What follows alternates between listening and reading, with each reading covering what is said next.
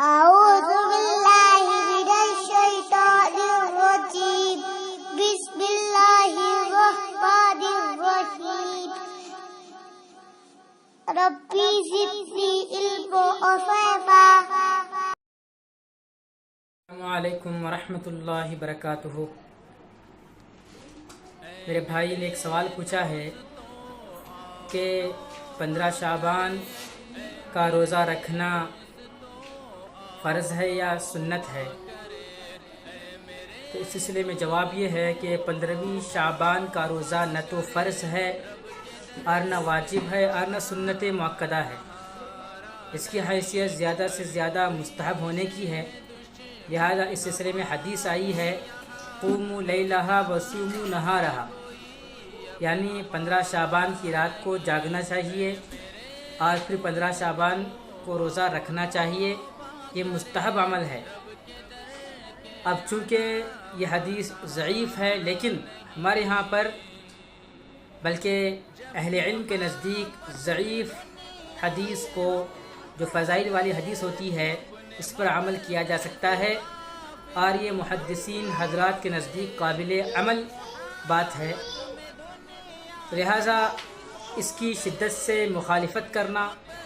کہ 15 شعبان کو روزہ نہیں رکھنا چاہیے یا پھر اس کو فرض سمجھ لینا، یہ دونوں جو ہیں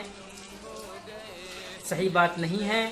لہذا جو رکھنا چاہتا ہے اس کو روکنا نہیں چاہیے، لیکن اس کی نیت یہ ہو کہ یہ مستحب عمل کر رہا ہوں میں، اس کو فرض سمجھنا یا سنت مؤکدہ سمجھنا یا کسی اور درجے میں اس کو رکھنا، یہ بالکل بھی صحیح نہیں ہے۔ اور یہ سمجھنا کہ جو شخص یہ روزہ رکھے گا اس کے ایمان کا خطرہ ہے، یہ سب باتیں کہنا حدیث کے اصول سے ناواقفیت کی وجہ سے ہوتا ہے۔ لہٰذا اس رات میں جاگ کر عبادت کرنا چاہیے، 15 شعبان کی رات کو جاگ کر عبادت کرنا چاہیے۔ اب اس میں بھی عبادت میں کوئی تخصیص نہیں ہے کہ فلاں شخص یہ کہتا ہے کہ اس رات میں اتنی رکعتیں پڑھنی چاہیے اور ان نمازوں کو پڑھنا چاہیے، اپنی طرف سے متعین کر لیتا ہے، فلاں نمازوں کے نام سے نمازیں پڑھ رہا ہے یا فلاں عبادتوں کو مخصوص کر رہا ہے کہ اسی صورت کو پڑھنا چاہیے، اتنے پاروں کو پڑھنا چاہیے، اتنی رکعتیں پڑھنی چاہیے، اتنی نمازیں پڑھنی چاہیے اور فلاں عمل کو جو ہے اس رات کے لیے خاص کر لیتا ہے، تب یہ غلط بات ہے۔ اس رات میں جو بھی چاہے خیر کا کام کر سکتے ہیں، جتنی چاہے نفل نماز پڑھ سکتے ہیں۔ اگر کسی کی نمازیں فرض نمازیں چھوٹ گئی ہوں تو ان قضا نمازوں کو بھی ادا کر سکتے ہیں اس رات میں، اور زیادہ سے استغفار کیجیے،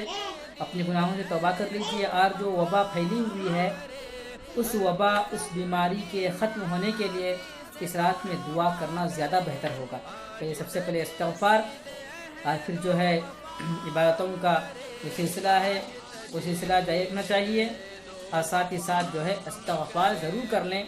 اور پھر صبح میں اٹھ کر سحری کے لیے